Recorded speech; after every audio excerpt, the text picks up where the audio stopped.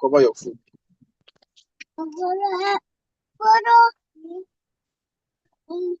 Remove my cover from here.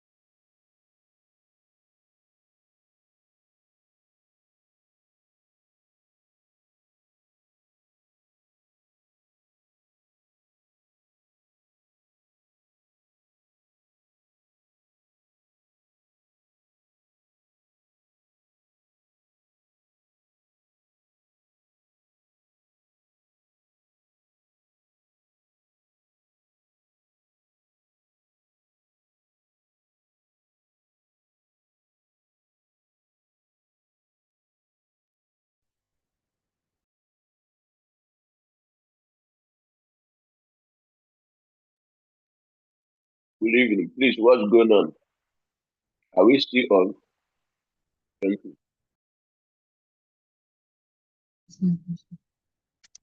Hello, good evening.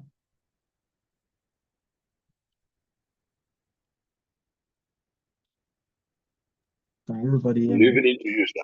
Good evening. Good evening, I can hear. Good evening, sir. Yeah, you're all welcome. How was the weekend? Hope we all enjoyed the field trip.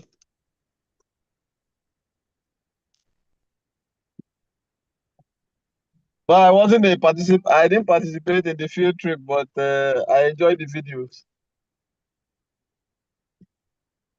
Okay. But were you able to get the video and watch online? Yes, they uploaded some of the videos on WhatsApp, so that was where I got mine from. Okay, okay. All right. Before we begin.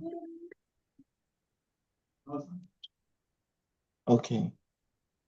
So before we begin, I would like us to start with our take home, both from the field trip and also from our past lecture.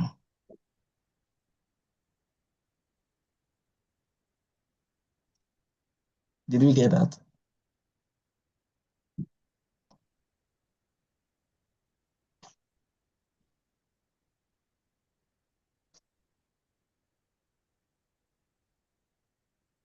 Can you hear me?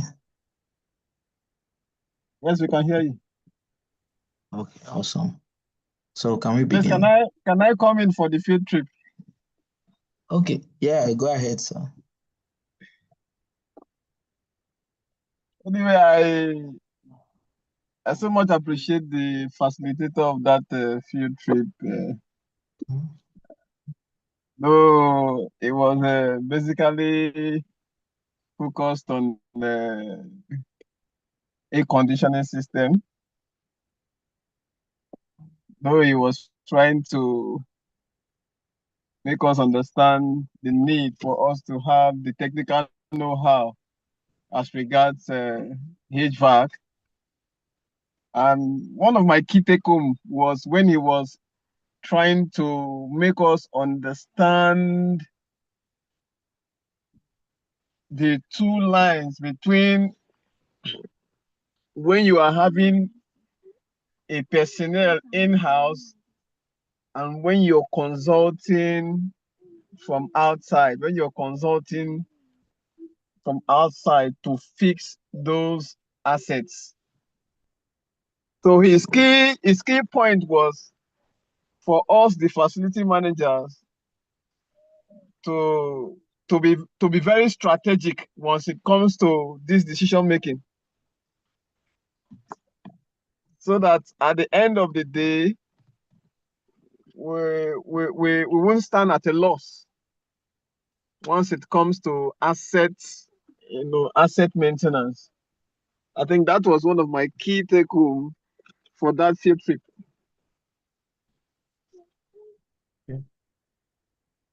All right, thank you very much, Mr. Innocent.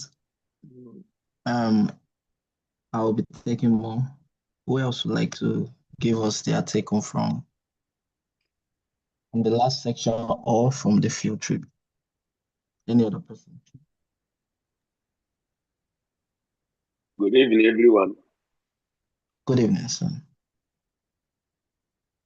Okay, I'm Mr. Daniel Adjan. So I would like to give some of my take home from the last lesson, which is on human resource management. We were made to know that our management of human resource should start from the beginning, the period of hiring, where we should look out for the goal of the organization that will really help us to hire right. The kind of staffs that have the criteria that will move the goal forward in the organization. And we were also meant to know that we're supposed to study our staffs and also know each of their individual character and personality, so that will also help us to know how to motivate them, because we have different kind of people have different things that motivate them, and knowing their individual character or even cultural diversities will help us to know how to motivate them. And at the same time, we should not always weaponize reports, but make it as a source of correction and appraisal also to our staffs. Those are the takeaways I had from the last class. And also from the field trip, it was quite interesting because it wasn't like this one we are speaking online. It is a practical experience of what we have been taught over the years, while they are teaching us concerning, especially on the HVAC. You'll be seeing everything, you'll be touching everything. So we were even like told how to like install the AC, how to manage the distance that's supposed to be from one AC to the other, and also the factors that can affect the operation or the effectiveness of cooling in an environment where we were made that the amount of people that are there, the time of the day, that which can determine the hotness of the day or the coolness of the day, and also many other factors. They were also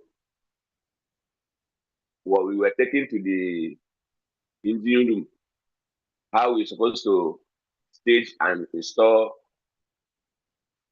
our engine room, how it's supposed to be arranged.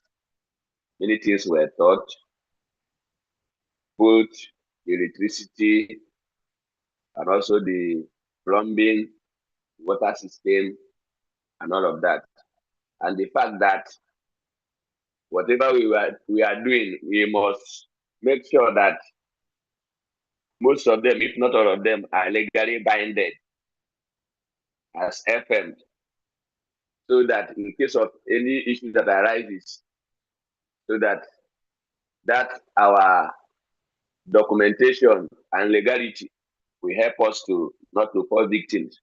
Because whatever that happens in the organization, everything falls back to the facility manager. So that is why we need to be up and doing. So those are my takeaway from the speech. Thank you. All right, thank you very much, sir. Thank you. Who else would like to see their take home from the last class or from the field trip? Any other person?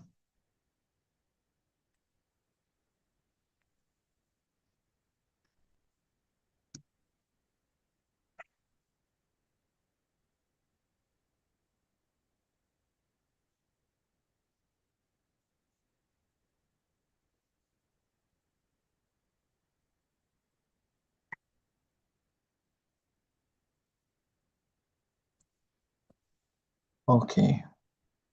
I guess no other person. Engineer Kolapo is already here and he can get started right away. Sir, can you hear us?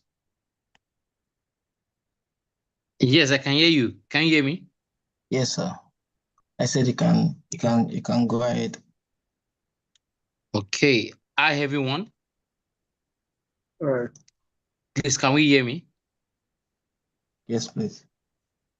Okay. So Yes, sir. good evening once again, and welcome to class. Today we'll be looking at emergency preparedness, and of course with business continuity. Meaning that we want to, ask ourselves,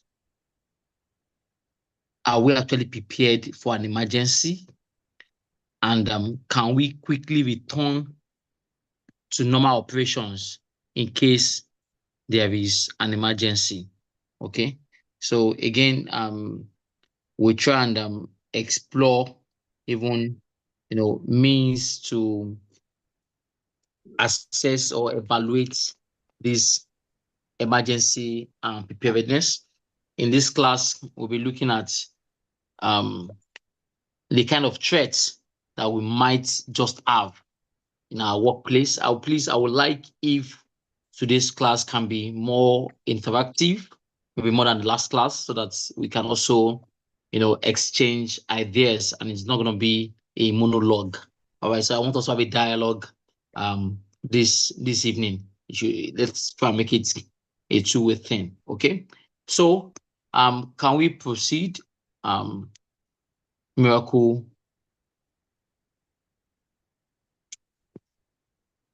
Okay, can you go to the next slide, please? Can we be on the slideshow, full screen? Okay. All right. Thank you. Is that Jackson?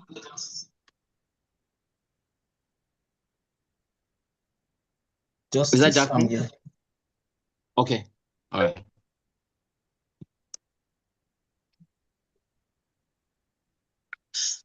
Okay, so let's shoot.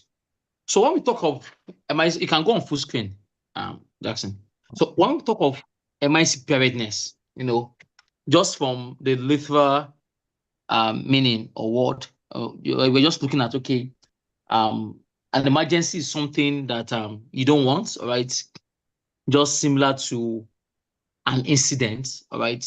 But in this case, an emergency can be either a near miss or even an accident itself, all right? So we can then otherwise say, okay, an emergency preparedness is like you are looking at incident preparedness. How do we prepare to prevent the emergency from happening, to protect ourselves in case of emergency, and to recover even after the emergency has happened. All right. So you want to prevent the emergency from happening.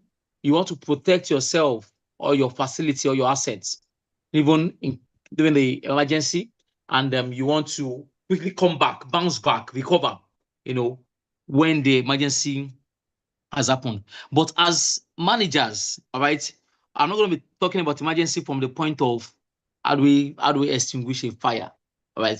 I'm going to be talking about emergency from an ox view, from an helicopter view, from a planning view, from how do we take over, so how do we take over the situation and prevent emergency from happening?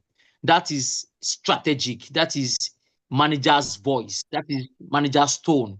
I'm not going to be speaking here about, okay, how do we then take someone to the hospital? That cannot be your job. All right. In this class, you should even prevent the emergency from happening. All right. And if you can't do anything about it, we should be able to forecast, predict that yes, this is going to happen and this is what we are going to do.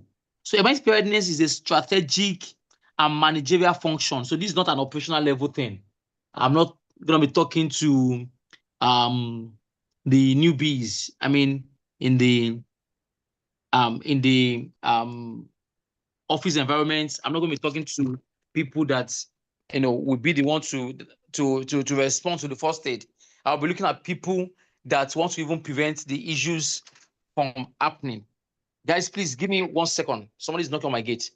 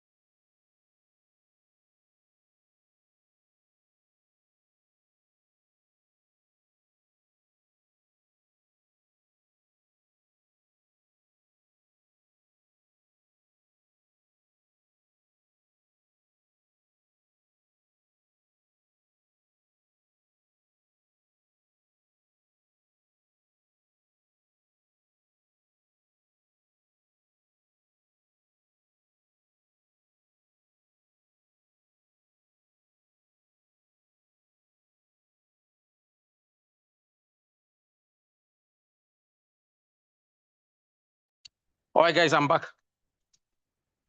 Hello. Okay. Apologies. It was my gardener. Okay. So please, can you hear me? Go ahead. Go ahead. We can hear you. Okay, I Yes, apologize. we can hear you. Okay, so I was saying that emergency preparedness is strategic at this point. We want to plan against it. We want to protect the business and ourselves against this. And of course, we want to ensure that we can actually recover in case this really happens. All right. Please, can you stay on the previous slide? I need to lay the foundation for this class.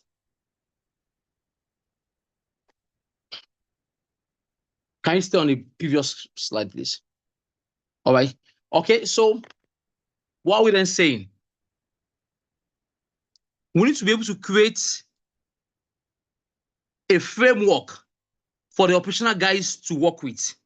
We need to be able to identify what causes threats, what are the threats within our business operations, within our facility operations, within our building operation. We need to be able to have relevant documents, whether the proactive or the reactive ones. What do I mean? For the proactive, so the inspection records, the maintenance records, all right, your MP&S, all right. So you need to plan for maintenance and you need to execute maintenance. You need to plan for inspection and you need to execute inspection. You need to plan replacements for items that are going to reach their end of life, all right. And you need to deliver on those, consignments. You need to have an operational plan in place, chemical, gardening, blah, blah, blah. And you need to make that happen. All right. And you not just have the documents, you track performance. You look at what was planned versus what was done. Where are we versus where we want to be? Where are we versus where we were?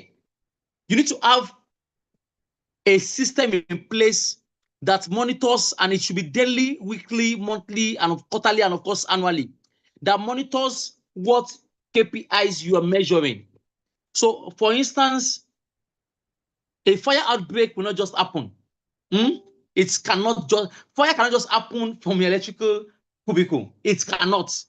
There have been flash arc, there have been partial contacts, there have been undersized cables, there have been, poor workmanship. Oh, and that's very key, human error. There have been poor workmanship. There have been poor recruitment. There have been underpayment. A lot of things would have happened before we can then say that, okay, there was or there is a fire incident from the electrical cubicles. You can't tell me that the fire just started from the electrical room, from the powerhouse, without having some, should I use the word, near misses, some unspotted hazards, some unrecognized issues, some ignored. In fact, you could have recognized it, but you've decided to ignore. So some ignored patterns that would have happened before we then say, okay, there was a fire incident. For some of us on this call, let me ask, how many of us know about thermographic imaging? And how many of us actually do that or ensure that it is done for all our electrical cabinets or cubicles? How many of us, as we are on this call, actually have a thermal imaging device, machine, handheld in his or her facility? How many of us have electrical components or electrical connections, inspection record? If I walk into your facility today, am I going to see a checklist that you use or that your electrical technician uses, to record whatever is going on in the powerhouse? If I come into your facility, can I see the single line diagram, the SLD for the building, electrical wiring, or even for your powerhouse? Let's leave the building, keep it aside. Or even for your powerhouse, a lot of us have used undersized cables to power equipment. But what has saved us is just maybe the tolerance, the safety tolerance on those equipment. A lot of us run equipment and, there is partial hack or hacking, partial contacts, flash hacks happening on a daily basis. But because the amount of oxygen is not sufficient, or because there is the MCB, there is a breaker that trips, when we overload, the equipment or device, that has then been our saver. And some of us are used to just go back, reset. We don't care about the root cause. You power an equipment, after some hours, there is a knockoff, a power supply knockoff.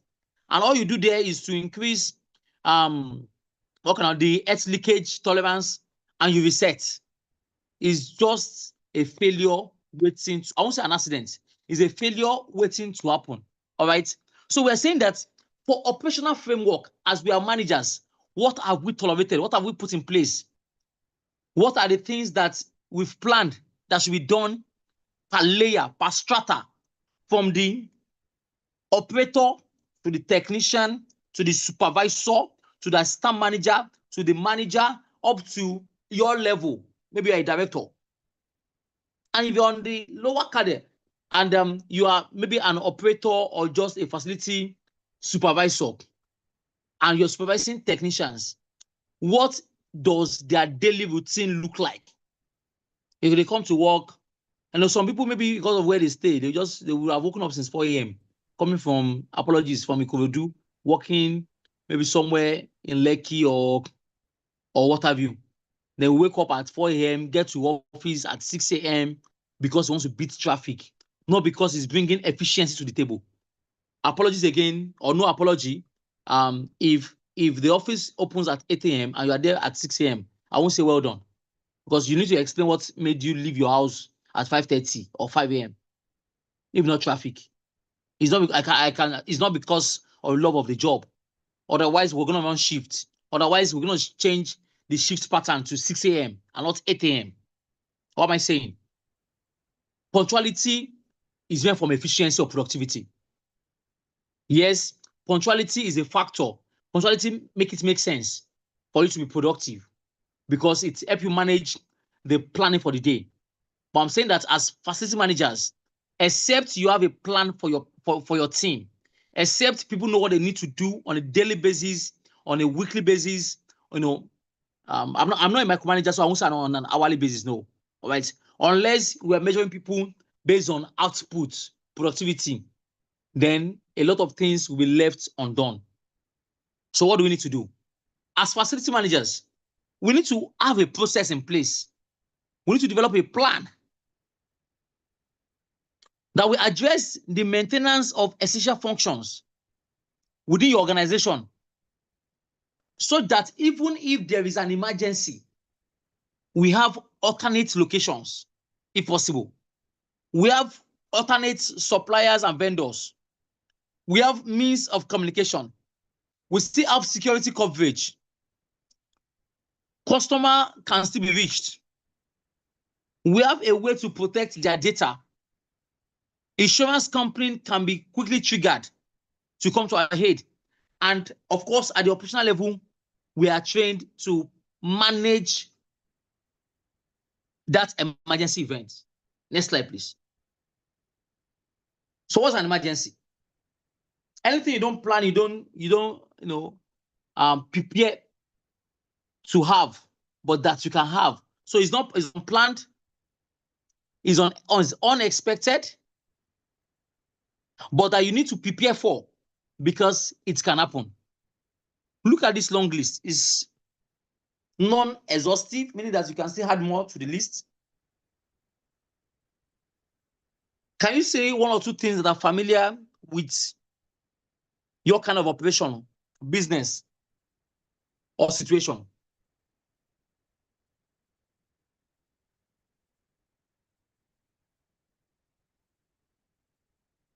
If you work in a residential building facility management firm, all right, the question will be, what are those things here that could affect you and cause a disruption? I think that's very key for an emergency. Apart from being unplanned, being unexpected, that you need to prepare for, in all cases, or should I say in most cases, if not all, it causes a disruption to your normal operation. A disruption. It causes a delay. It denominalize. So what you used to do, you can't do anymore. All right, because there is an emergency, e.g., a flooding event. All right, so if you were familiar with what happened a couple of weeks ago in Lekki, when the flood took over the road, all right, imagine you have a serious business meeting on that day, and you cannot get to the office. It has then become an emergency, especially if, of course, it's maybe people outside Lagos that don't even understand what you're saying. That they can't understand what you mean by you can't get to the office, or your powerhouse is flooded, or there's water entering your office. They cannot comprehend. They don't know what you're talking about, as in how. But that is the real situation in a place like Lekki, Lagos. In some places, even on Victoria Island. Of course, if I say Lekki, then be sure that Ajah is underwater. So, if you have you are managing a facility, you have an estate in that area, all right, that you are managing, and this is an, permit my word, human-driven disaster. I won't say they are natural disasters. The natural disaster would have been maybe an earthquake, and what have you, hurricane, but flood, an effect of climate change, of course, which is driven by our activities as human beings. But in this case, you have almost no control over it. And your office is right there in Lekki. So how do you manage that? What we're even saying, first point first, do you even understand what your own emergency looks like? Do you understand what threats you're facing? Do you understand things that can cause disruption to your normal operation? All right, so look at this list again. Electrical blackout. Imagine yourself as the head of facility management in a hotel and suite. Then there is an electrical blackout. I don't know. What are you selling? Or what are you trying to now prevent? Is it loss of life, or loss of reputation of the business, or loss of your job, or loss of it can just be unending. All right, because these are things that we should have foreseen, and it's a different case if the leadership or management refuse to take action. The different case if the emergency is identified and then we say there's no money, or we say, oh, Tinubu's economy is tight, let's deprioritize. Fine. So if anything happens, then you know that it is, in quotes, beyond your pay grade. You're not the one making the call.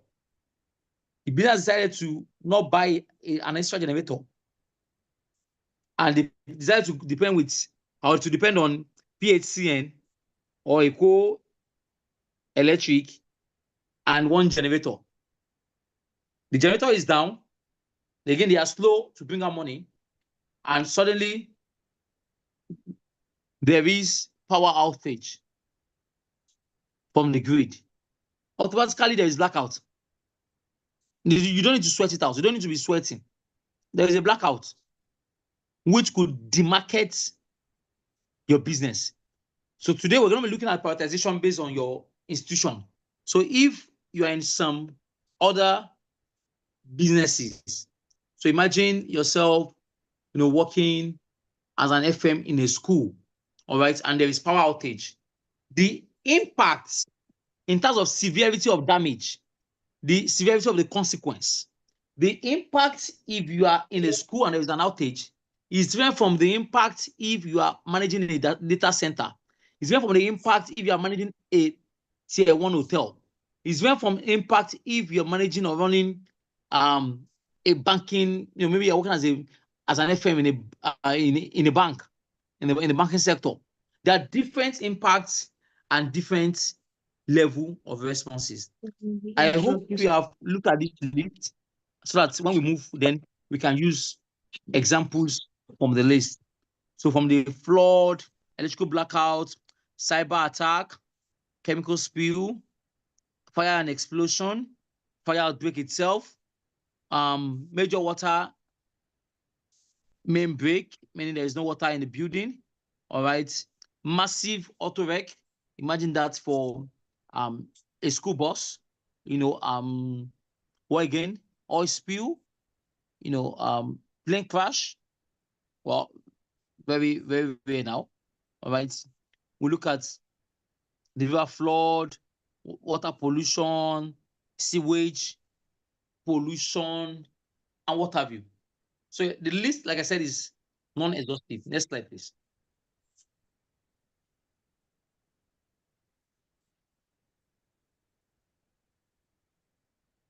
What are we then saying?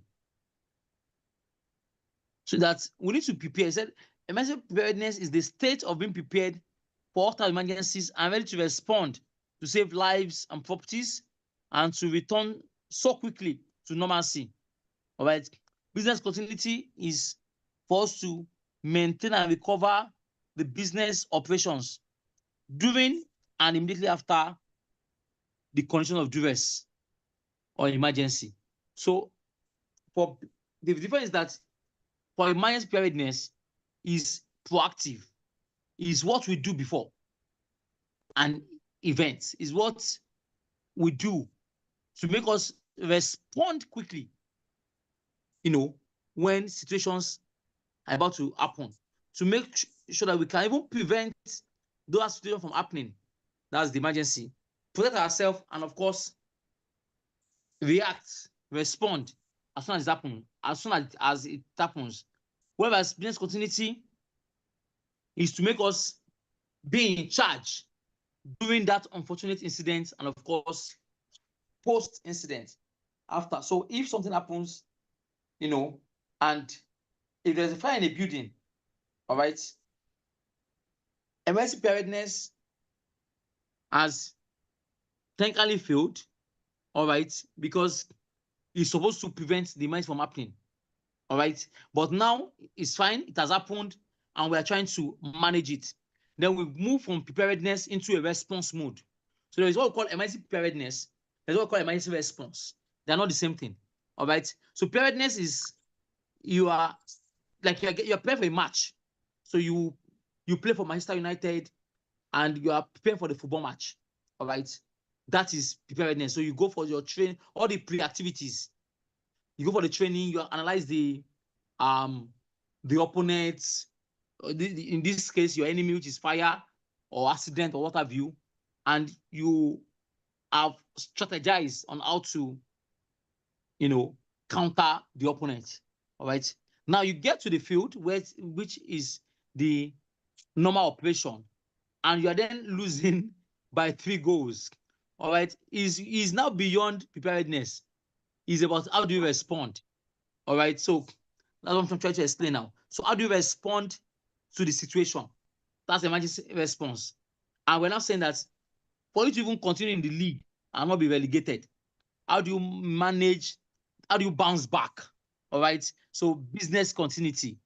Put as how do we manage that situation from becoming a calamity?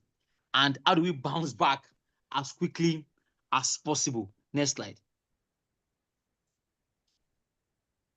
In this case of football, you are the FM, so you are the coach. All right. You are not the player. You are not the owner that will be conceding goals. All right. So you need to put in strategies in place. All right. And ensure that your defense can shield your keeper. You need to put in strategy in place and ensure that there is no loss of control. And that's where I'm going to now, LOC. You can't afford a loose ball. You can't afford loss of control. You can't afford a vendor to come in and do as he likes. That's loose ball. A vendor comes in, he doesn't respect your artwork procedure. he started welding beside maybe flammable liquid and there is fire. A vendor comes in and uses substandard circuit breaker, substandard cables, and you ignore. Automatically, it's going to cause fire sooner or later. So we're saying that in that preparedness, you are making sure that nothing goes wrong. So it starts with having a designated planning team with corporate authority, with MD's authority, with your board of directors authority, as the case may be. And there is resources, there is a budget, adequate budget that will make sure deliver on their mandates, not by mouth. So you don't talk of preparedness without talking of facilities. You don't talk of training for a game without having the players and providing the pitch where they will train. So emergency preparedness is not firefighting. It's not, oh, it has happened, let's go there. That's the response. We're saying that what do you do before it happens? All right, we also that the planning committee should come from many departments or internal stakeholders, such as finance, yes, you need money. Human resources, yes. You need to have people per shift. You know, even when they are out of their shifts, they need to come to work. So some people, if they are entitled to overtime, that should be paid. So if you don't have a buy-in from HR, and you then call an emergency preparedness team meeting, they won't come. Or you call emergency response team meeting, they won't show up because they will then say, okay, how do they get here? How do they get paid? No. But when you have buy-in from different departments already, it makes life easy for us. Public affairs, legal, production, you also as facility manager, maintenance, operations guys. Now, if you have tenants in the building, so if it's a tenement apartment, then you need to also, have them represented in your committee. That makes life easy for everybody because they will directly convey the message back to their team. So it's not a matter of they said, we said, no. It's not them say, they say, no. It is direct from the horse's mouth because they also actually went to the river with the team. All right. So it is important that we make sure that people that need to be represented are well represented. Next slide, please.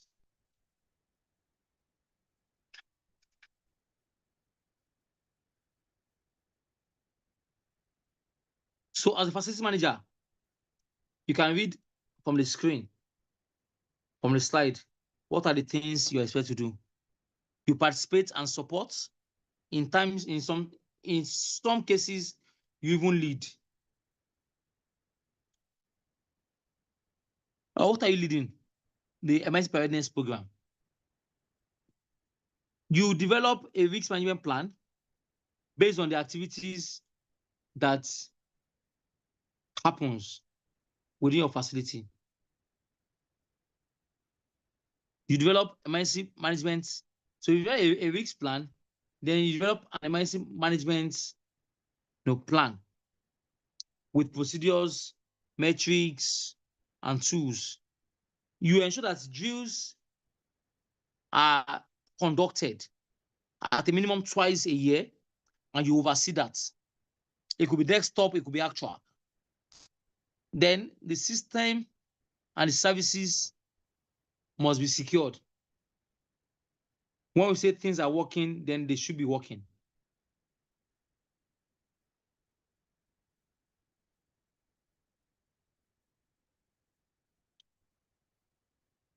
You should participate and fully support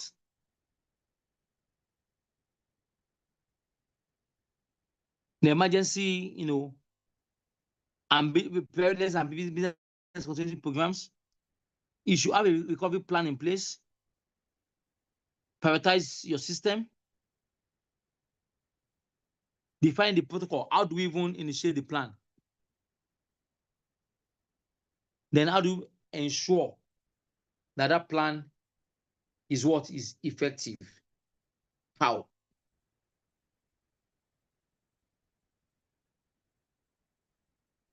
Next slide.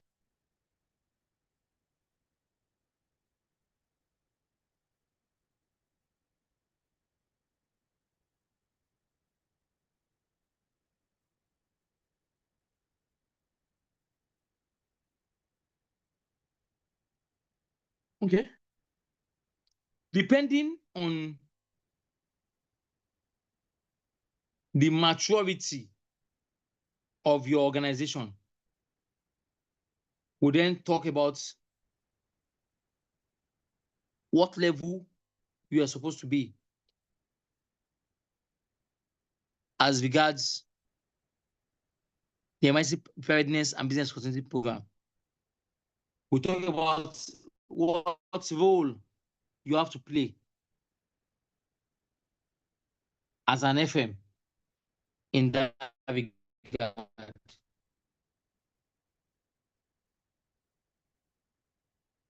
Okay. So ask ourselves, if the company is unaware, so I'm reading from the upper echelon now. If the company is unaware of about preparedness and business continuity, automatically there will be no planning nor budget for that. I know we agree, right? So if they're not aware, then what are they budgeting for you? Nothing.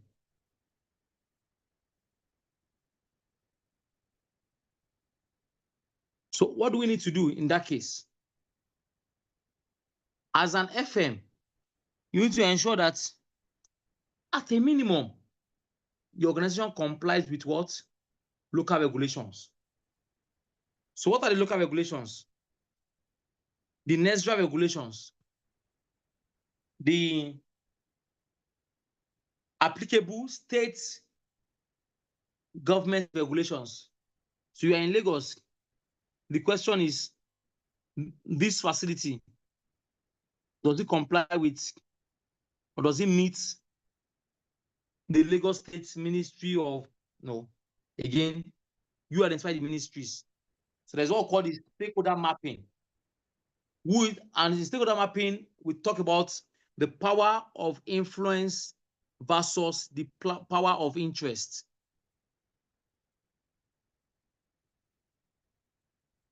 Influence versus interest.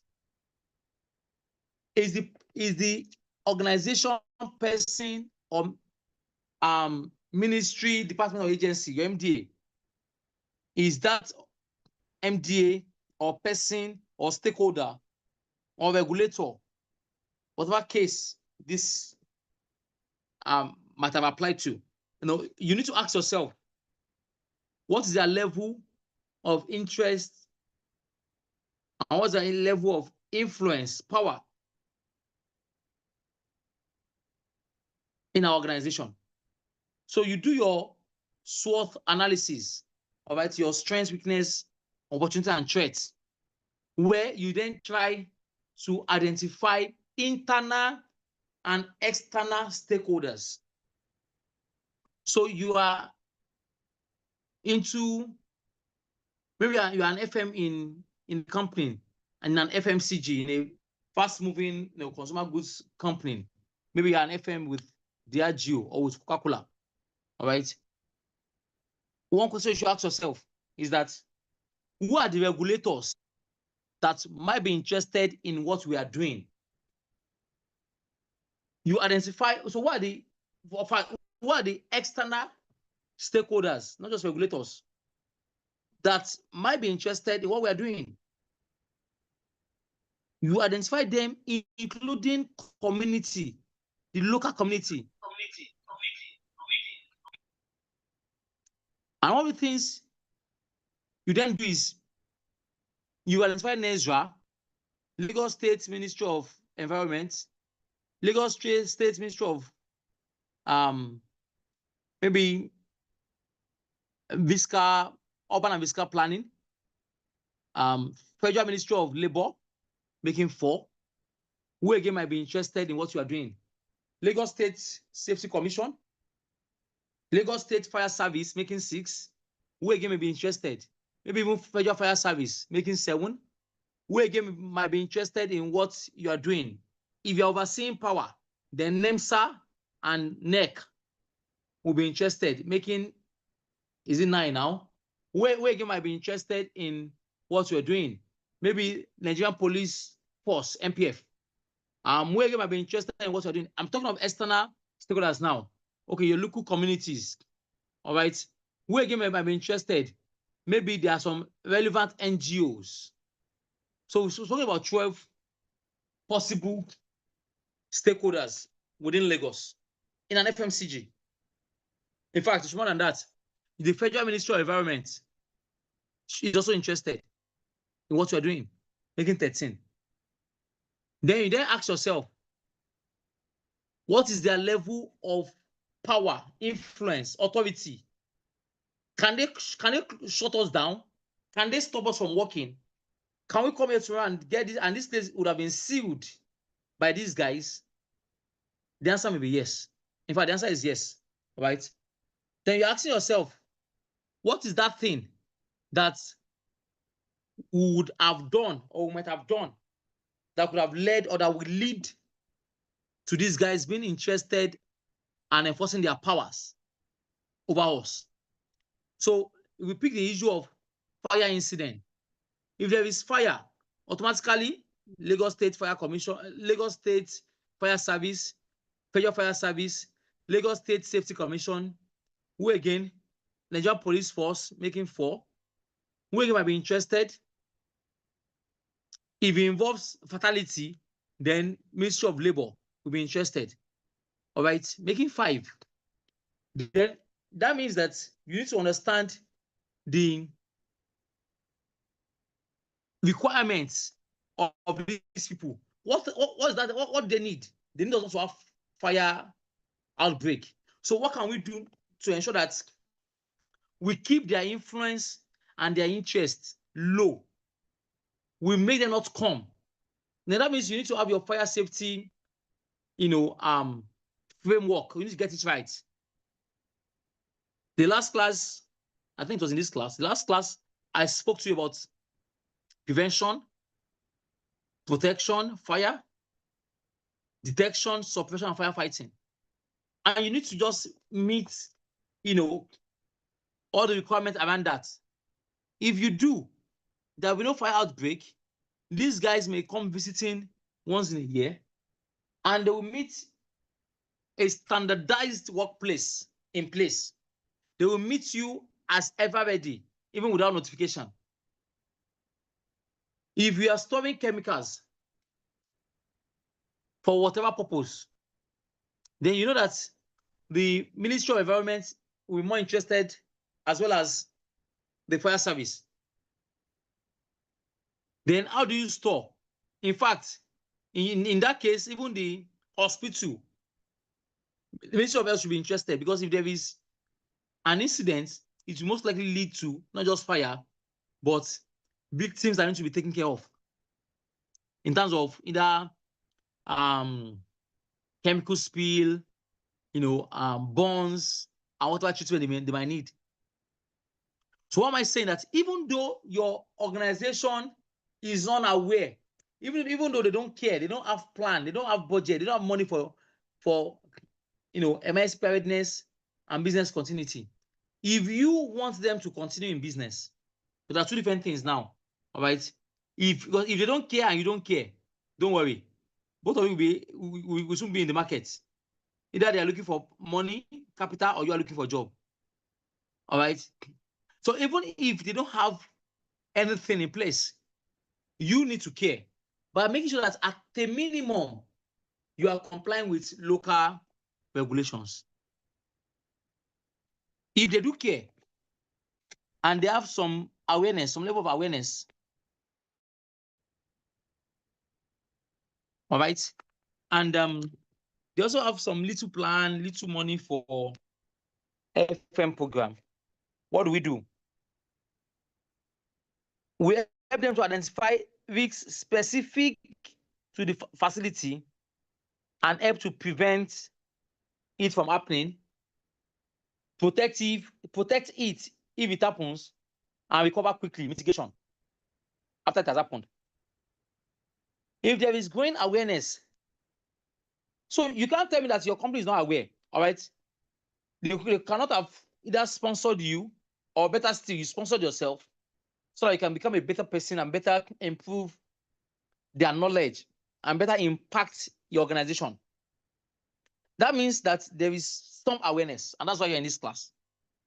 All right, maybe before you came, maybe 2 hours ago, you were unaware, or an hour ago.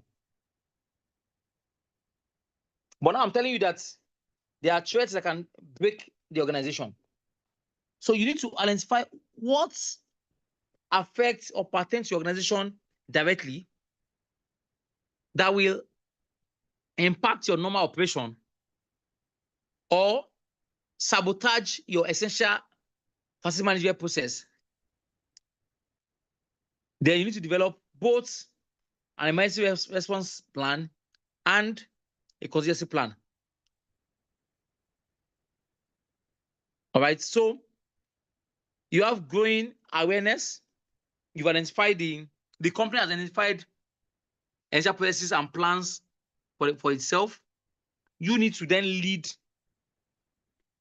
the FM organization in identifying the essential processes and develop the plan.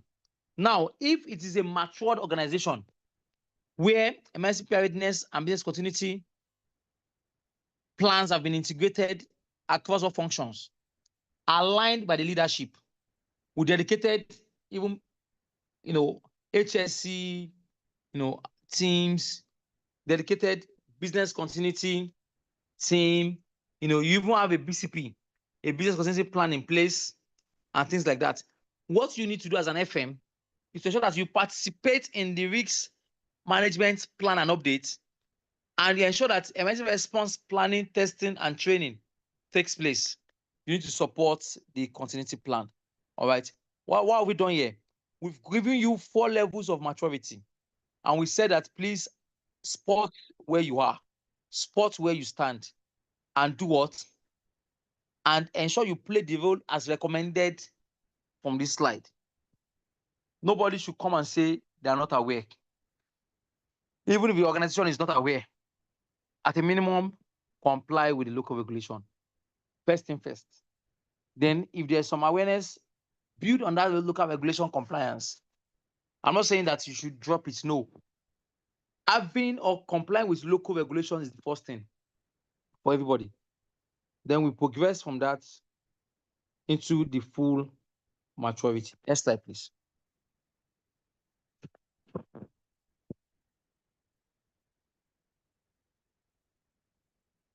Okay, so you can read the benefits of doing this, all right, but it creates a safer work environment generally and build trust. So our job is to build trust in society. People should say, our workers should say yes, they will go to work and they will come back safely. Not because they are praying, but because all of us have played our part. All right. So it is not about prayer alone, right? The Bible I read tells me about your faith and your work.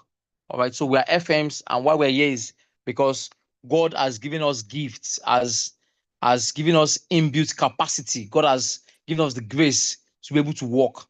All right. So in as much as we pray, we have faith that it will not happen. All right. Please be prepared. Be prepared to use the gift of God, even if it happens. All right. So we need to bring our team together, identify the risks peculiar to our operations, and solve the problem ahead before it happens, and have plans in place, plan A, plan B, plan C. If there is fire, this is how we're going to evacuate our people. Not that you come and say, no, there shall be no fire. What if there is fire? What will you then do? All right. When you don't have smoke detectors, you don't have sprinkler system, you don't have functional fire extinguishers, you don't have a fire marshal team, you don't have a dedicated muster point, you don't have escape routes protected from fire or burns, you don't have, what again? Even emergency doors. No, you must be joking. All right. Even by design, the architect that the Lord has given brains to design the building will not just put one entrance, one exit and entry. No. But again, depending on the number of occupants. But we cannot overlook our works by not doing anything and make some people ignorantly block exit ways with clean. I can bet on this call, like if we go through, more than 50% of us on this call, if we go through our emergency stairs or emergency exit doors, is that the doors are locked or our cleaners are using the emergency work area as storage for their tools. So they want to store their mobbing stick, their packers, and what have you, are always on the emergency walkway route, because we have refused again as FMs to even give them storage areas. As facility managers, we have refused to give our cleaners even a space to keep their tools. We are too big to create a space for them, because the janitors look like the least useful people within the facility. But I can tell you for free that when there is an emergency, they're gonna wreck you. They're gonna cause havoc, because they would have used the emergency escape route as their store area. They would have blocked emergency exit with their tools and equipment. And in case of an emergency, God forbid, we might be trapped in the building. So I challenge you this evening that when you get to work tomorrow, please look for, if you don't know, your emergency exit route. If you know where it is, please do an unannounced, and I use the word underlined, unannounced visit. Pay an unannounced visit to your emergency exit areas, and let's see if those emergency areas are actually serving their purpose in terms of accessibility, no obstruction, illumination, tiny direction, doors opening outside, and a lot of things. All right, so we have a lot of work to do, guys, and we need to do it, or we need to do them. Next slide, please. So we're saying that for people, environment, asset, and reputation, priority, that's peer. People, environment, assets, and reputation. We're saying that we need to safeguard our people, not just physically, but psychologically.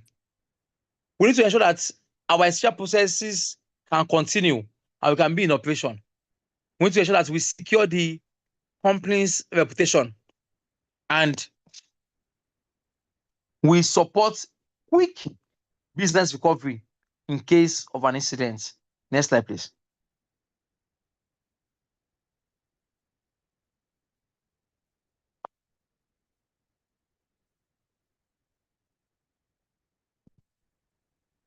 Next slide, please.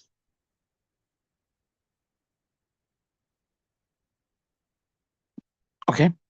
So we're looking at the risk management process. This is not different from the PDCA, the plan, do, check, and act that we all know in ISO. This is not different from the Deming cycle, where we try to ensure that things keep working around the clock. What we're saying is that when there is a risk to anything, what we need to do is we need to identify and evaluate or assess that risk. Then we identify the critical assets or processes that could be impacted by that risk. Then we develop a risk strategy plan. The 5 strategies of risk management. We need to look at, okay, which strategy makes sense pass? So which strategy do we want to use for the risk management? Do we want to avoid the risks?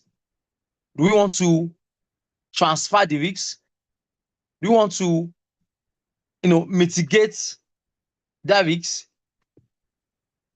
What exactly do you want to do with it? Or you want to manage it? what do you want to do with the risks? And you then implement the risk management plan. After implementation, you keep monitoring and evaluating this to ensure that even new risks are captured and the existing risks are reinforced, the barriers are reinforced, and people don't, bypass anything. Then again, there must be ongoing internal and external communication. Next slide, please.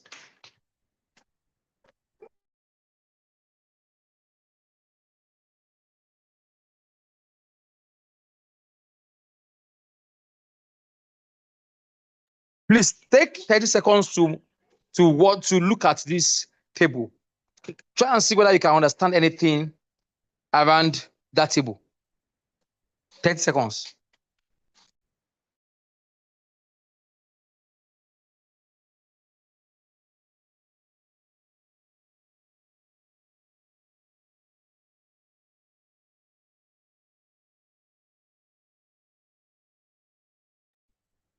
Okay, so the table here is called the threat analysis. All right. So this is an event threat analysis, an ETA. All right. I mean the table to the left-hand side of the screen, where you have the events listed and the possible threats. This is similar to in engineering what we call the FMMC, the failure mode and effects analysis. Or it is similar to failure mode and effect analysis, where we look at what can fail, how it's going to fail, all right, and if we can easily detect the failure, all right. So let me just take it as a case study here. This company is an accounting firm, is into accounting function.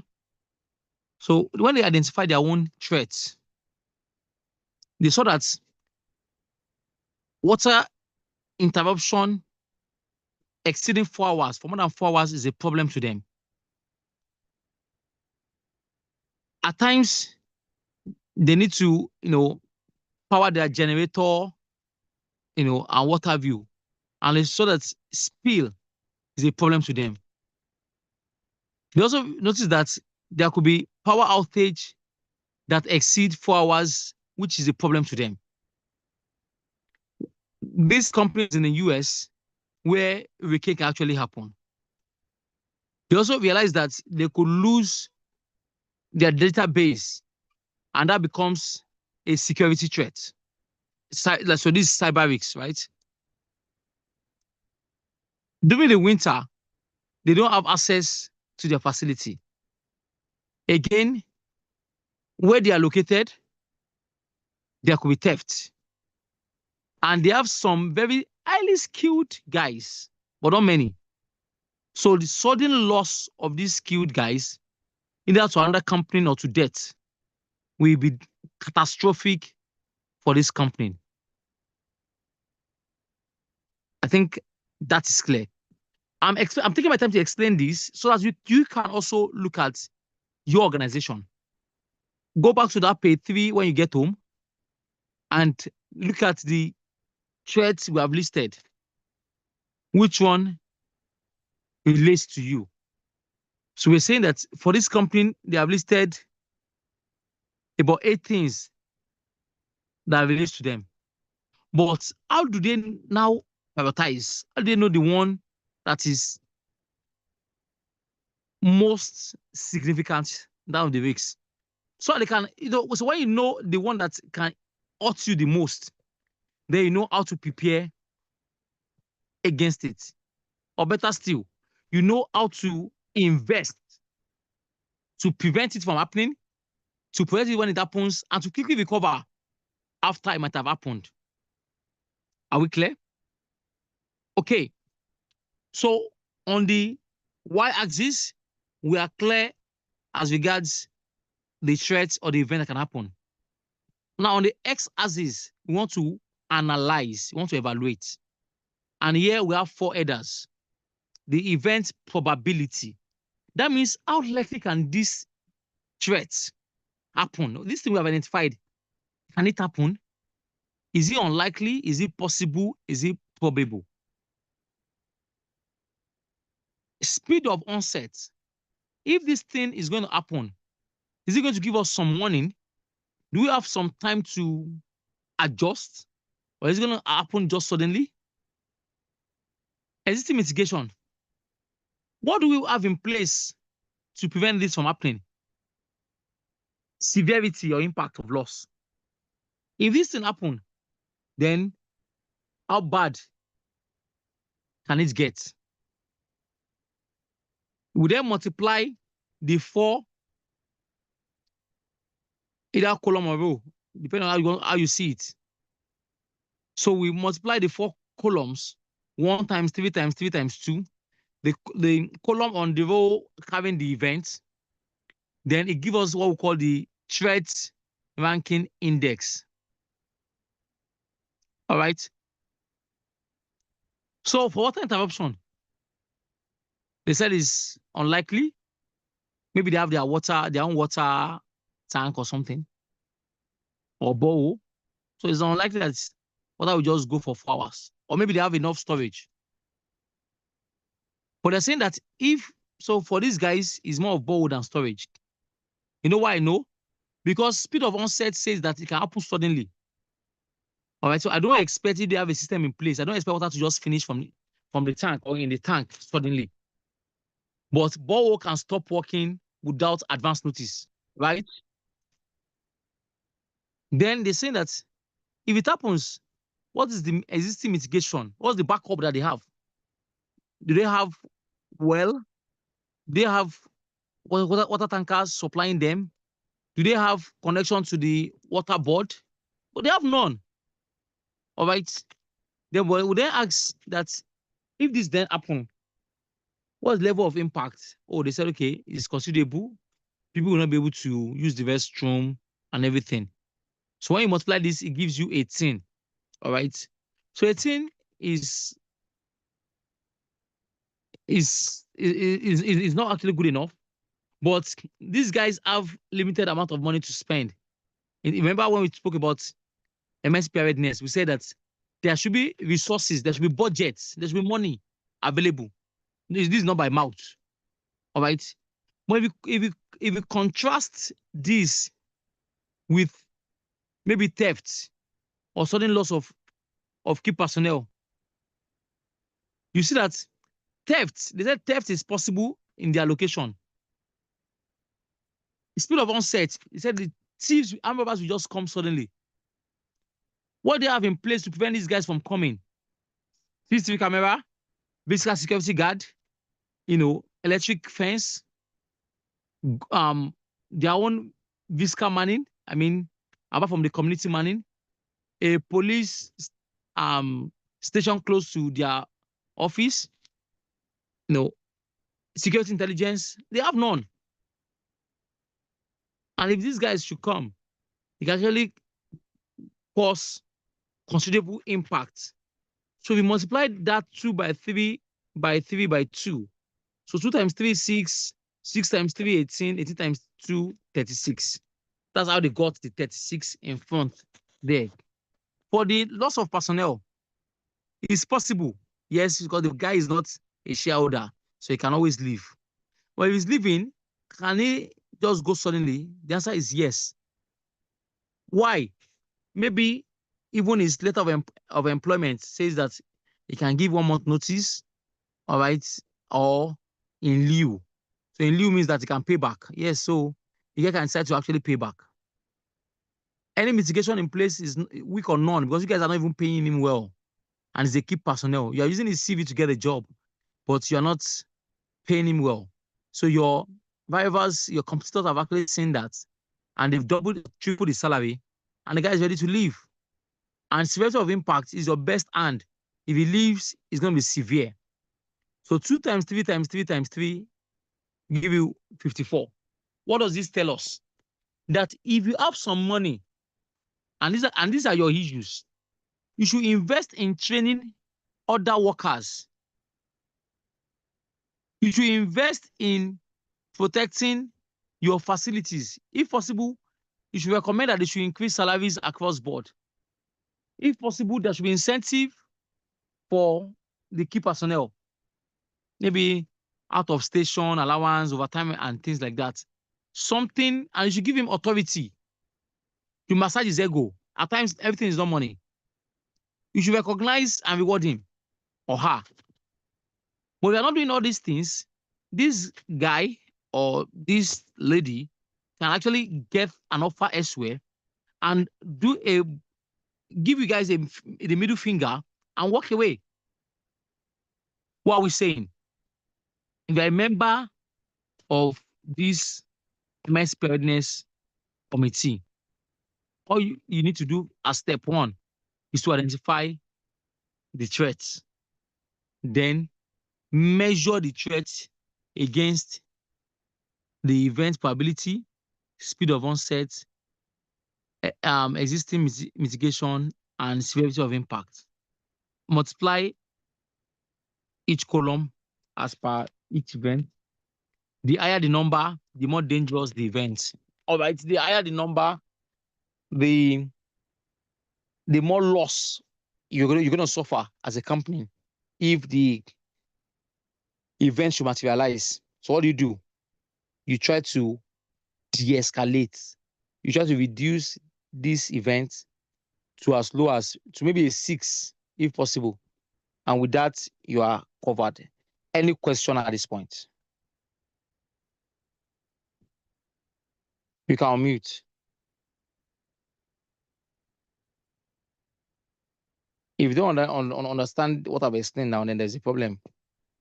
Because that's the major differential factor between you and the person that did not come to this class. Mr. Daniel, please go ahead. Thank you very much for this interesting analysis. I would like to ask, because of this table that you show us now, I think I find it very much interesting. If someone asks, maybe walking to my office, asks of the emergency preparedness plan, how do I present it in a tabular form like this? So you cannot prepare the plan, you cannot present the plan in a tabular form.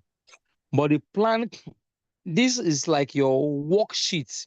So imagine you identify 20 events. I don't think it is smart to then put 20 possible issues, into the plan. You need to sit as a team and actually, because you writing it maybe just be your own perception. So as an FM, you should lead a workshop, a 1-hour workshop, to talk about the events and this prioritization, whether it's a 1, 2, or 3.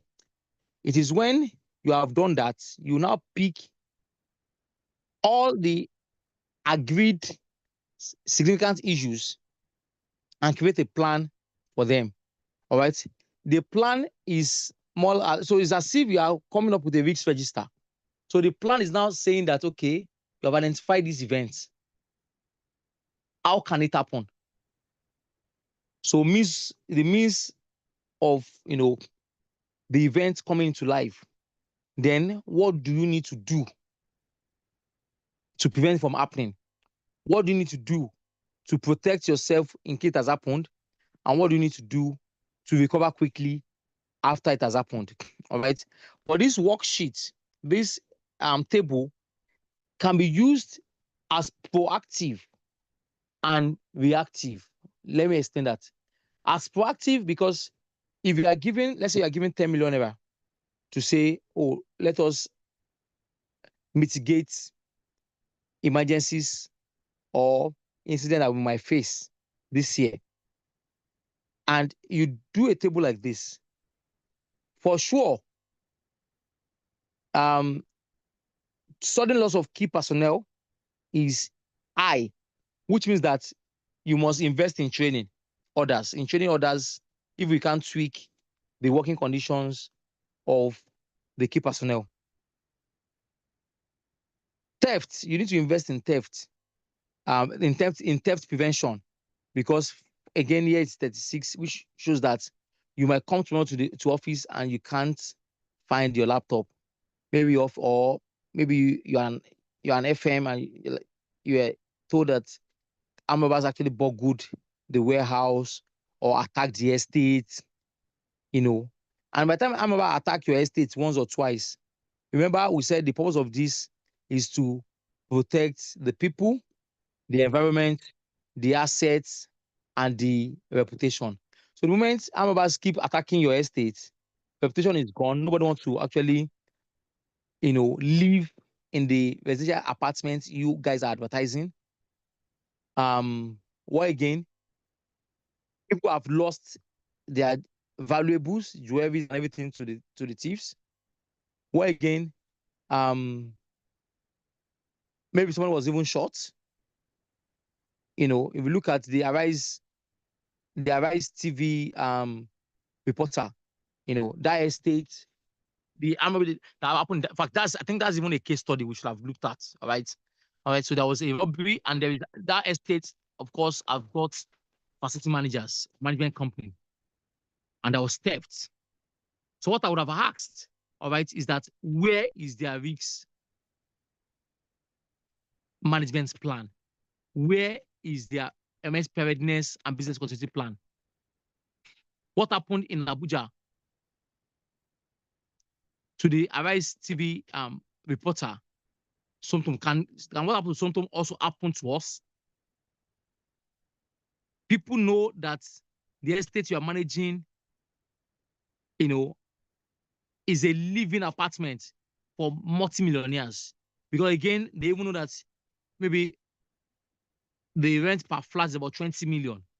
So in Nigeria of today, or 10 million naira, in Nigeria of today, if you can rent an apartment for 10 million naira, then you are not a small boy, whether it is paid for by yourself or your company. All right. So there is already, without any insider information, there's already an assessment, a perception by people based on the value of rent or sales of your estate. Some estate actually, the buildings actually sold to the occupants. So people know that, okay, you sold that duplex for 200 million. So they know that high value people are actually staying in your estate. So the risk of theft is there. Don't let us dance around it. The risk of theft is there for every residential estate. We're not saying that do you think it's possible for thieves to attack the estate? Yes. If they're going to attack the estate, is it something that they will come and tell us in advance, write a letter that they are coming? Or will it just happen suddenly? Most times it happens suddenly. But we are saying that, can we make our mitigation strong? Can we have uniformed guards? Can we have CCTV cameras? Can we have patrol vehicles? Can we have relationship with the police team? Or Amotekun or whatever? Or OPC, whatever you want to use. Can we ensure that, like BGC, there is that confirmation of, the visitor before he or she is given access to the facility? Or it's just a free entry, free exit, and people can actually come and do surveillance, and the thieves can send an advanced party to monitor people's movements within the estate? Is there even like, a unity? Are we united even such that when there is information, we can quickly raise the alarm? What am I saying? The severity of the impact may be severe. And should be okay now, maybe a 54, even for theft. So we need, as FMs, to identify first what can go wrong within the properties we are managing. Can there be civil unrest? Can there be arson, intentional damage, willful damage? Can there be opportunity theft? What are those things that can happen? Those are the events or threats. Then when you take them through these 4 headers, You understand the ranking index. Then the resources, when you're doing your co-plan, your company plan for next year, for 2026, you can then propose projects. Some of us, apologies again, we don't think through the projects we are presenting to the organization. Or better put, we are driven by the greed, by our own greed versus the benefits to the business. Somebody will be there telling the business to invest in chemical spill prevention. Maybe because his friend is a civil contractor and he needs someone that can actually, he just wants to just give a job to that guy. Whereas there are issues around training, theft, even cyber security, even power outage that should be resolved. So I'm saying that in generating the project, in coming up with the project that you are proposing for your organization, as a proactive tool, you can use this to say, based on the analysis by yourself and your team, these are the issues that we are actually facing.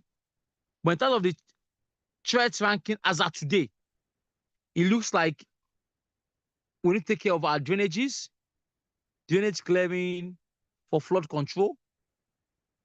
It looks like we need to have a raised floor in our generator house.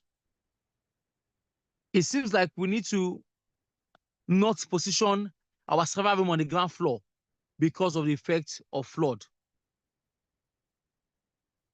And we are clear about the project. Oh, we need to invest in CCTV cameras because of theft risks or the risks of theft. If policemen come today and they have access to your CCTV footage, there is more likely, more chance, higher chance of them, being able to apprehend the thieves like they have done in Abuja now, versus if it was just a blind spot. And to answer your question again, Daniel, you don't need to have a table for your MIC plan, or preparedness plan. You are okay to have it as a thesis. I mean, Microsoft Word, page 1, page 2, and you have different headers. You print in PDF and you keep as soft and hard copy. It's fine. But make sure that as a proactive tool, you've used this. And as a reactive tool, you then have those manuals that can be referenced if an emergency happens. Okay? Yes, thank you very much, sir. Thank you, sir. So, can I proceed? I think I have just 30 minutes more. Okay, no one's hand is up, so let's proceed. Yeah. So I was saying that there were 5 approaches, right, for this week's strategy. You can tolerate it, you can live with it and say, well, there is nothing we can do about it. There's no money. Let's just keep doing what we're doing. All right. Or better still, we can avoid it in total by decline. When you decline and you don't go ahead with that initiative, whether it's a project, a program, or initiative, so you can tolerate the risks and say, yes, it is what it is. You can avoid it either by elimination, all right, and say, okay, we are no longer. So imagine there is Mr. Innocent, please. You can go on mute. Yeah. Thank you. So you can say, okay, let me say a case of maybe risks of fire in a building, all right? And what you're supposed to do is maybe you need to buy more fire extinguishers, and train more people on how to use the fire extinguishers and continue with the way you've been working. That's tolerance. Avoidance, you understand what can cause the fire. Maybe there are hot works that happen within your facility. All right. So hot work, maybe your facility, there could be welding work, there could be grinding work. And you then say, okay, because we don't want to buy extinguishers and we don't want to train anybody, please, nobody should come and grind or weld in our facility. You've avoided the risks altogether. So it's fire, but you've changed it to what could cause it, and you say that you are not doing. All right, you can prevent the fire again by education, by even mandating the contractor or vendor to come with his fire marshal, and things like that. You can mitigate the fire. Mitigation is post-incident, all right? That means the fire has happened. So you can mitigate it by activating your fire emergency response plan. So you are a company and you're saying that, how do we want to manage fire in this company? Let's just keep doing what we are doing and keep opening, hoping for the best. Let us stop all that's tolerance. Let us stop all hot work in this place and minimize the risks of fire happening, the likelihood. Let us invest in fire prevention tools or gadgets. Or let us mitigate by saying, okay, if fire happen, we're going to activate the fire emergency response. Or you transfer or share the risks by doing what? By insuring your building. So when there is fire, then the insurance company can pay. Is that fine?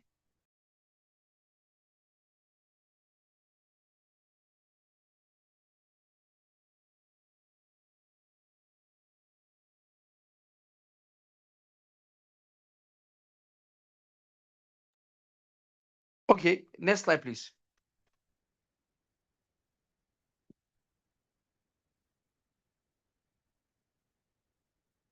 So our emergency plan must comprise of everything we've written here. There must be an authorization, so management commitments. It must have an objective, a scope, situation and assumption, which you can actually get through that risk threat, event threat and analysis table that we discussed. Emergency level, is it localized? Again, depending on your size of organization. If you're just a one location company, then emergency level is localized to that area.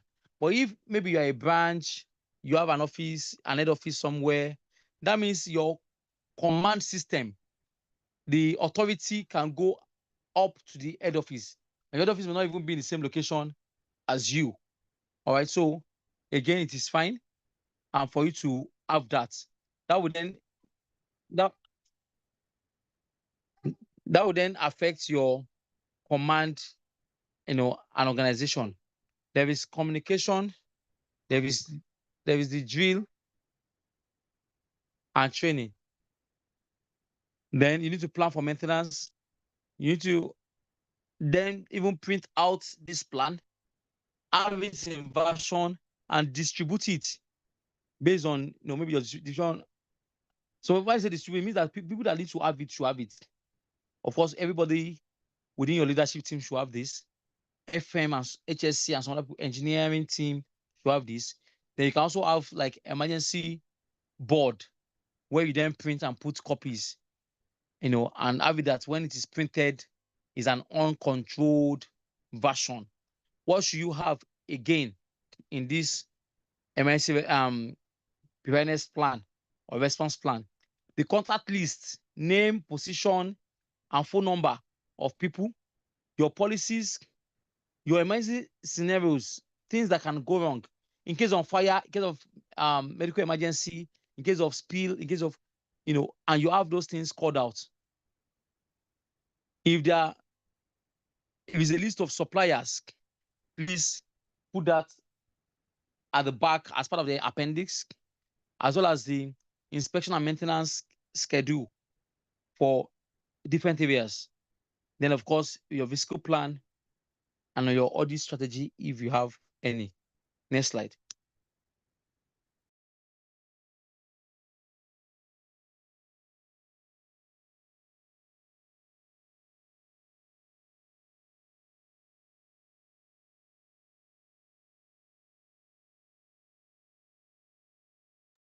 For the business continuity plan, these are the things you should have there, the components. All right. Your assumptions, your condition for activating the plan, requirement for continuity. See, for continuity, one thing is also key. You know, that list of suppliers for business continuity is beyond having a list. You need to test that list. You need to have pre-agreed or pre-agreements with different vendors. For instance, maybe Meccano for generator. If your generator goes bad and in 30 minutes you can't bring it up, and maybe the backup generator also failing, you should be able to hire generator almost immediately. That's not the day you'll be asking, oh, who has the phone number of generator companies? No, you should know them, already have their contacts, if possible, have pre-negotiation or negotiate rates.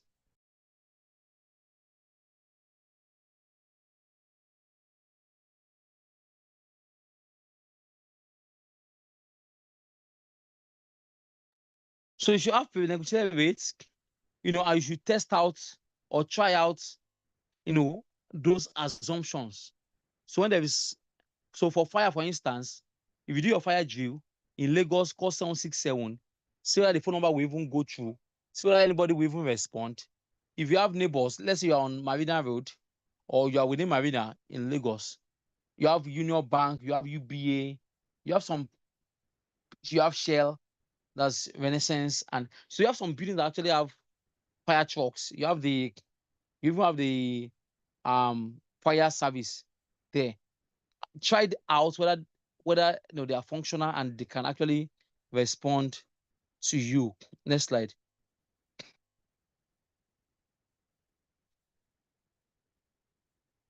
So beyond having a plan, you need to be able to implement the plan. There's no point having a plan that is not implementable or that you have not implemented. So one of the first thing to do is that plan must not sit with you alone. People should have the plan. So we say you should distribute the plan. Ensure that there are policies, because policies are actually, you know, instructions by the company. So there are policies, I want to say company, by the management of the company. So there are policies that need to be developed. So please ensure they are in place with the standard procedure. Again, people's job description should reflect within the plan, meaning that the plan is supposed to be executed by people. So find a way to ensure that in people's job description, component of this plan, actions they need to take within the plan are part of their duty. All right. So it's not like you are begging them. It's part of their BAU, their business as usual. You know, then you prepare for assigned functions. So you should prepare to even take more responsibility in this case. Next slide.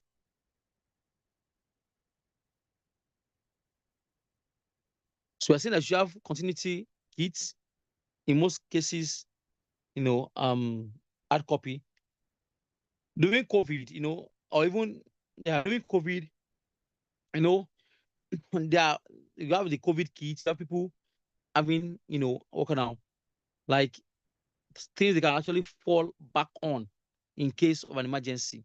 But this, we are seeing that for all the issues you have identified, your event or threat, make sure that there is business continuity plan. You have the contact of the team. You have succession documents. So in case of loss of a key personnel, what's your plan? A lot of companies make mistakes of not treating their key personnel well and yet not having a plan. So you don't treat someone well, but if the person leaves now, you'll be begging him. That should not be.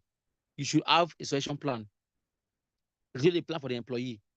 All right. So if there is an incident, where is the medical facility we should take people to? Sir, it's not that day that somebody slumped in the office that you'll be looking for where to transfer the victim to. No. All these things should have been pre-planned. All right. Add copy of the list and so on and so forth. Next slide, please. We're almost done.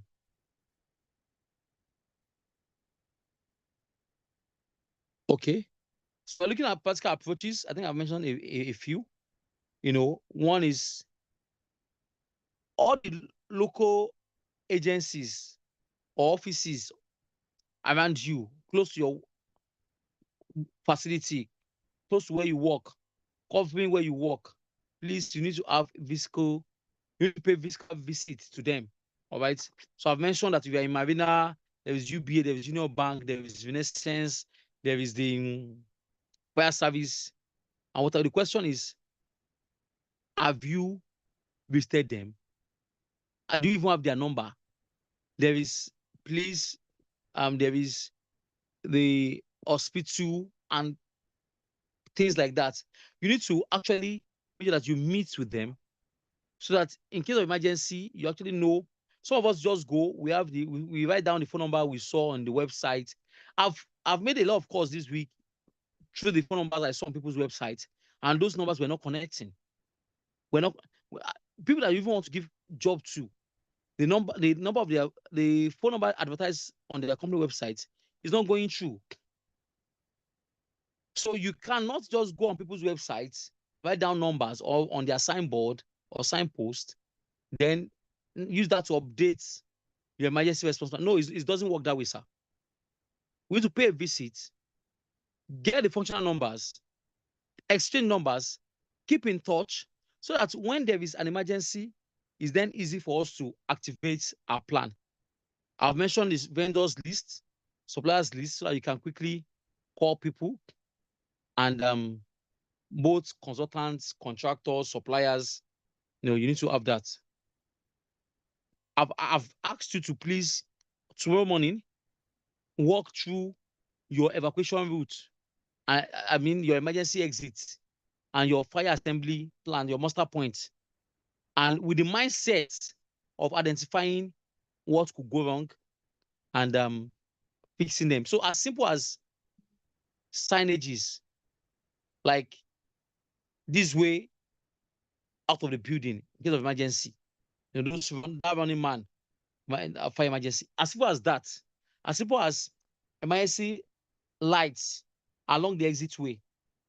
As simple as not having obstructed walkway to the exit point,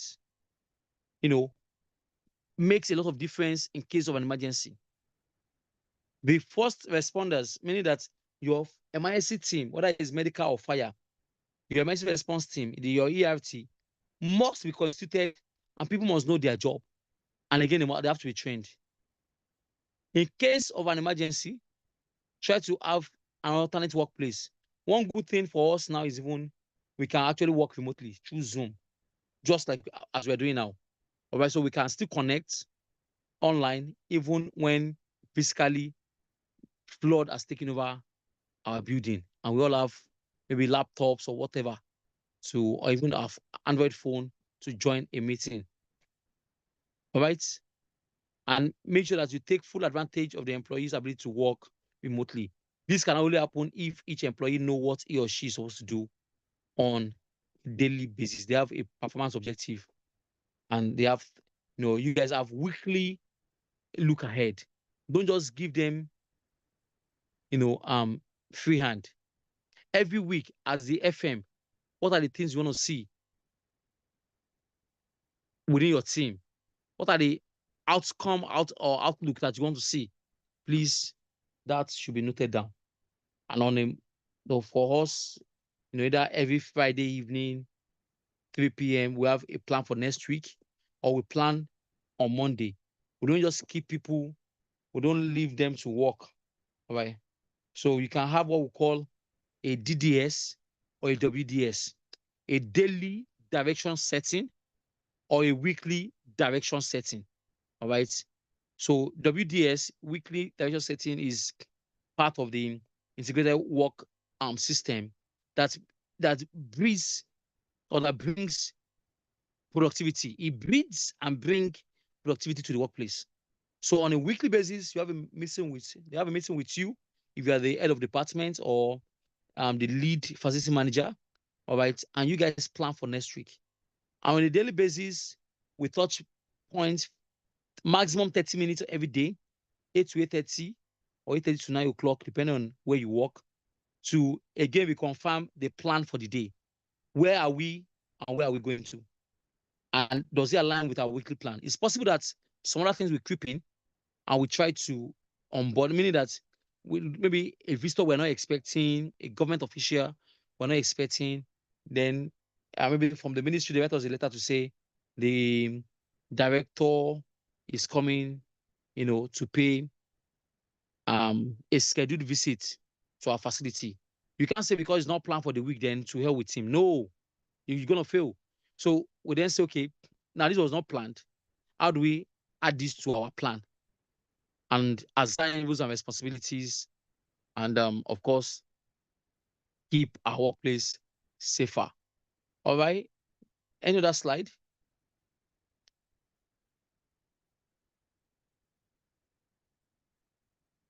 Please, you can read through all this. You can see I said something about agreements and things like that. Go ahead, please. So again, I think this is one of the final steps, which is about the drill.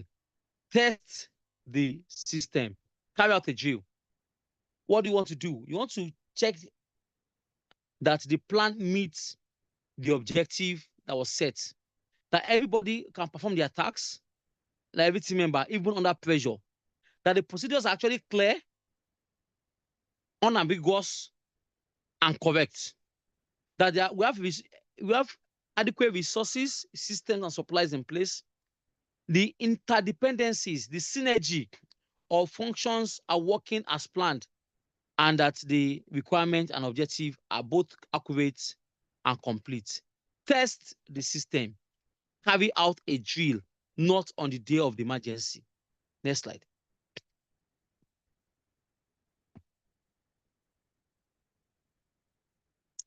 Next slide, please.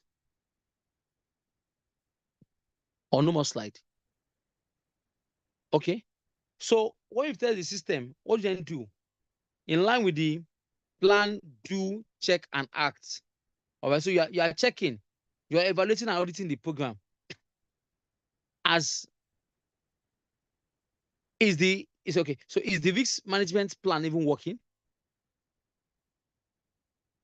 Do we have new risks? Has the vulnerability of the facility changed? The strategies we put in place, are they working and effective? The training, including this one, does it have any impact on you or on the team? Is it effective, or do we need to adjust? The measures, both preventive and recovery measures that we have taken, are they well identified? Are they working? The policies and processes we put in place, are they working? Is the plan still aligned with the organizational strategy? Because that one can change anytime. Does everybody know what to do? Has any function or process change that we need to look into? And this must be done at a minimum annually, at a minimum. Next slide. And it's the job of FM to drive. All right. So with that, I think we have come to the end of this class. Thank you. Questions, please.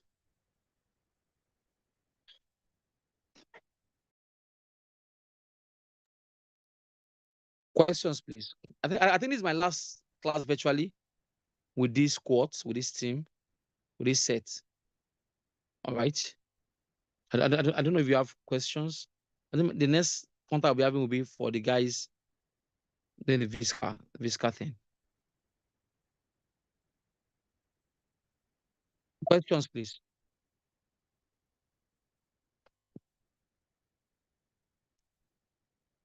Or there are no questions. Good evening, sir.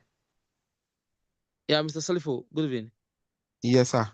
Okay. I don't know. The part I want to ask is from when you state that we should visit a vendor or a nearby police station, fire service, and all that. If you are Yeah. managing a facility whereby some of these activities are being taken care of by a certain department, like where I'm currently managing, we have a legal team, we have a legal department that is in charge of some of these things. What do you advise? Do you still think that I should still make friends with these people, make contact with Okay, them, so and all that? yeah, so I understand this. So there are some that are so your legal team is the external facing, all right. So you need to let them know that this has to be done. So you go together, all right. Great, You need to let them know great. that you will like to familiarize yourself, with relevant agencies, so you can even get their buy-in in case of an emergency. All right. Exactly. So whether they will now make it official by writing to those guys and you guys then drive down together, all right, or they will also make it informal and say, oh, we're just your neighbor, we just came to say hello. Whatever strategy they want to use, the idea is that these people must know that you exist, must know that you are friends, and have a direct link to you. I'm not saying you should go there to go and give them money. No, that's not the point. Familiarization. You may not need their help. I remember when I was in Kano I was safety manager Coca-Cola 2016 in Kano. I used to have the Kano State Fire Service numbers, all right, and at some point also I influenced that they start servicing extinguishers and give us certificates from Kano State Fire Service. All right. With that, there is no ambiguity because, at that time when I got in the business, people used to come from Lagos to service. I know that's a scam. All right. You can't say you come from Lagos to service my fire extinguishers. No, you only come to clean my fire extinguishers. All right. Then I'll then utilize the local content. And I went to these guys, introduced myself, invited them to come to the factory. Luckily, we don't have the legal team manager. So as a safety manager, I'm directly in charge. But I invited them to come and they came over. We did and till I left, there was no fire incident, right? But what if? So I make sure that, whatever rate they're giving us for servicing the extinguishers is commensurate with what is happening in Kaduna, and some other places. So there is that geographical benchmarking. I didn't benchmark Kano with Lagos. No, Lagos is more expensive. But we did that benchmarking and we felt, okay, it's fair price. Procurement can then take over that negotiation. It's not my job to negotiate. Procurement negotiated, agree with them, what the rate is, all right? Then we get them on board to be doing that. And we also ensure that they come. And the day there was fire at fan quarters in Kano, fan quarters at Jaba, as we're going to the airport, if you are familiar with Kano. And I have to call. I called these guys and they came. It's not my house. It's not my flat. It's not my estate that was on fire. But because of the relationship we've built, I can then call fire service to say, guys, there is a problem. There's a Mayday. You need to come. And they came. All right. So what I'm saying is that you may even have this relationship and not need it. But it's better. All my bosses told us, and let me drop it on this call, that it is better to need it, to have it and not need it. It is better to have it and not need it than to need it and not have it. I repeat, as facility managers, please, this can be your takeaway, that it is better when it comes to emergency readiness, preparedness, business continuity.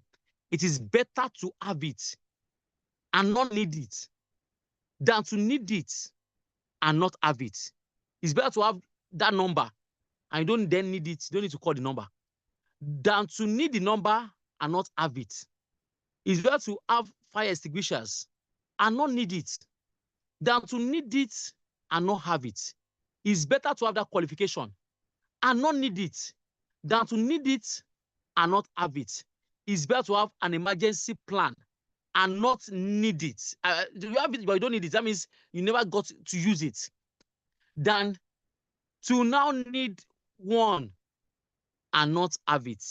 I think let us sink and let us stay and sync with us so that we can actually know that emergency is something that that is crucial and important to us. Mr. Vadefan, apologies if I don't call your name properly, or Mr. Vim.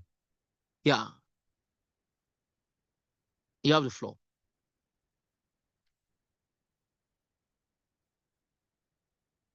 You can unmute, Mr. Vim.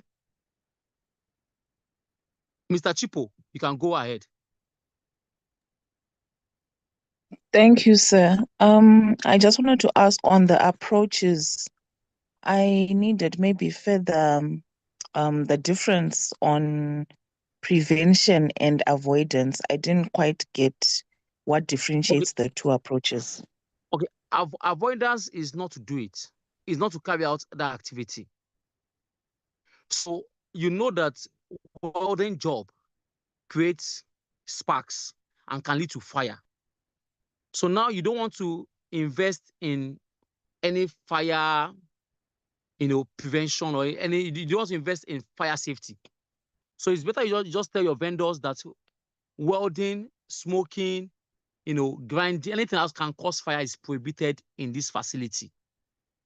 So when you have prohibited smoking, welding, burning of things, grinding of melters and everything, you have then avoided the situation. However, in prevention, all right, you are looking at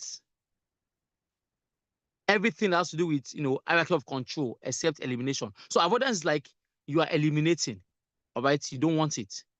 But prevention, you can either be substituting the approach, you can be applying engineering method, you can be applying administrative control, you can be using PPE as a prevention, or a CPE in this case, which is the fire extinguisher, all right, the collective protective equipment, all right. But so avoidance is don't do.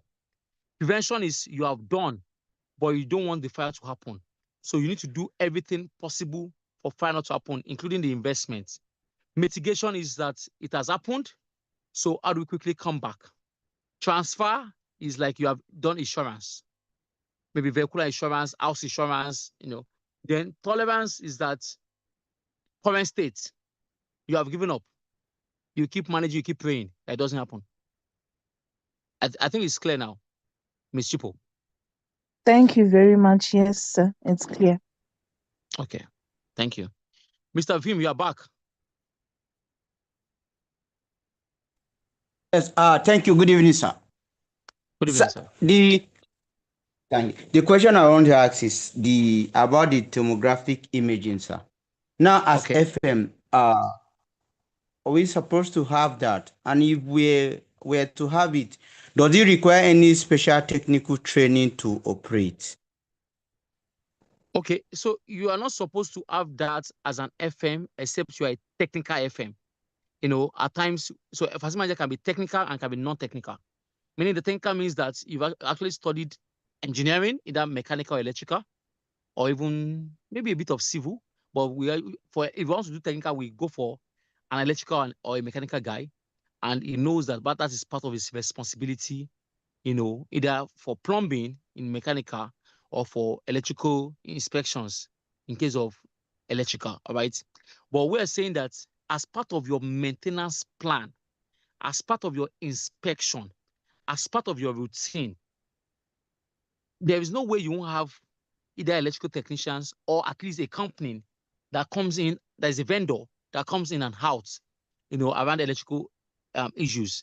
So if you don't want to invest in the equipment, which I would have said you should, so that your in-house electrical technicians can, on a weekly, even a daily basis, on a weekly basis, open the cabinet and do that imaging.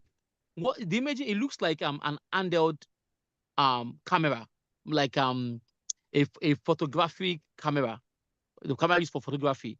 All right.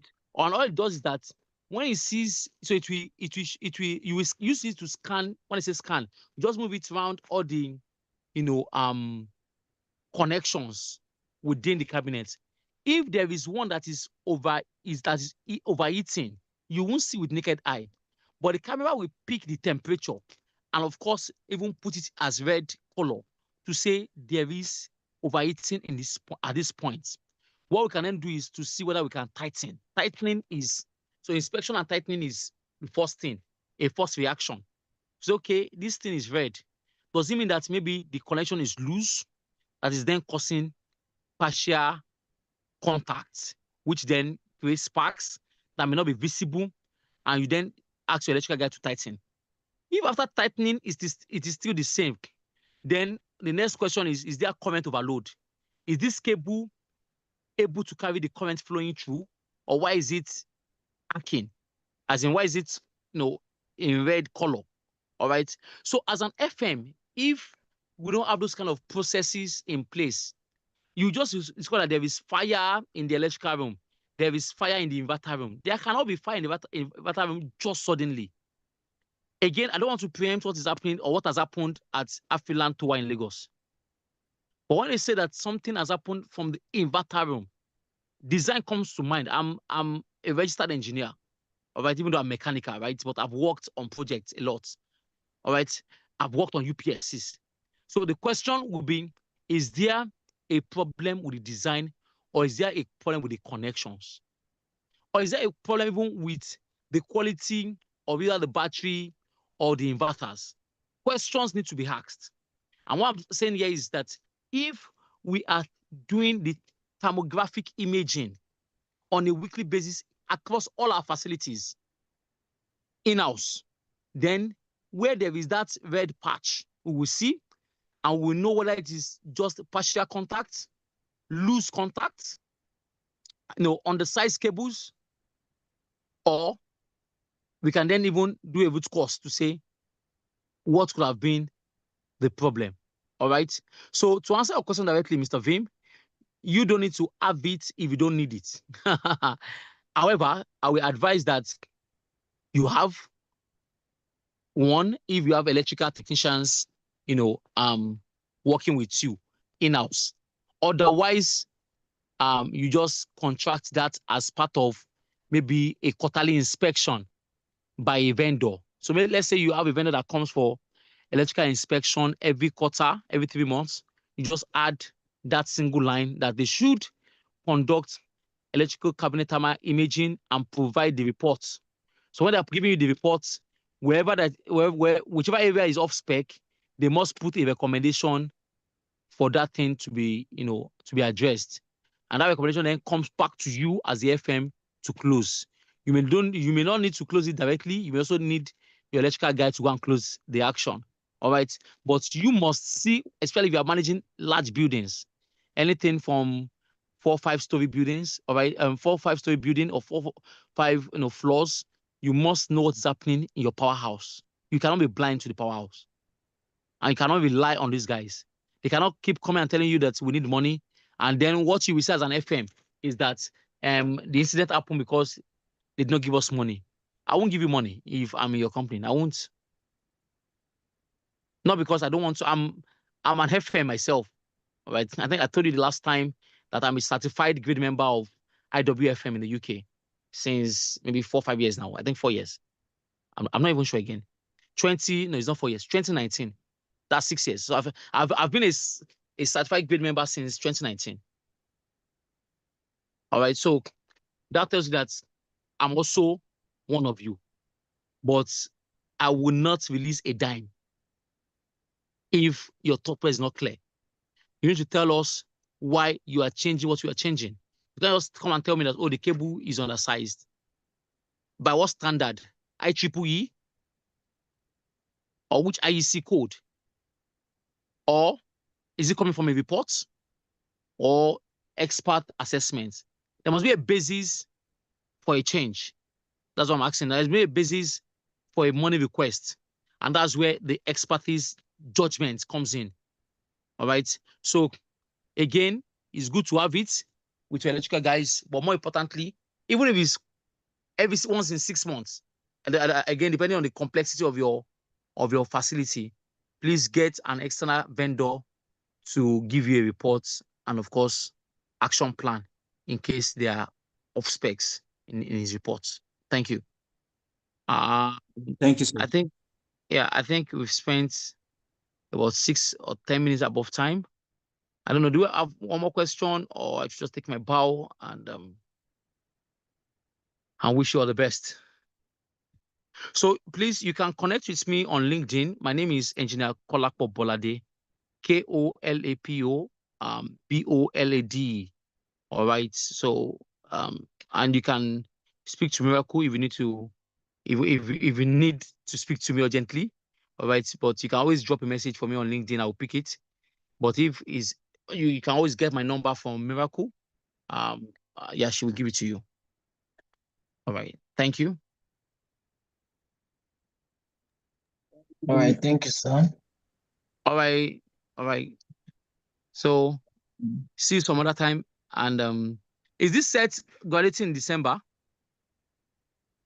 Is it the same set?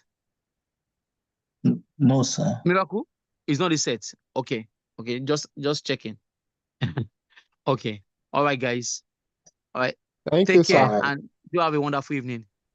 All Yes, right. sir. Bye-bye. You too. Bye. That we are sending our request on LinkedIn. All right, sir. Thank you, sir. All right. I should be wearing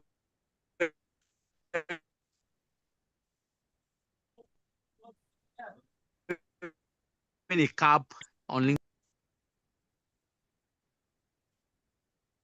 Okay. All right. Thank you for joining today's section. Hope you all have a wonderful evening.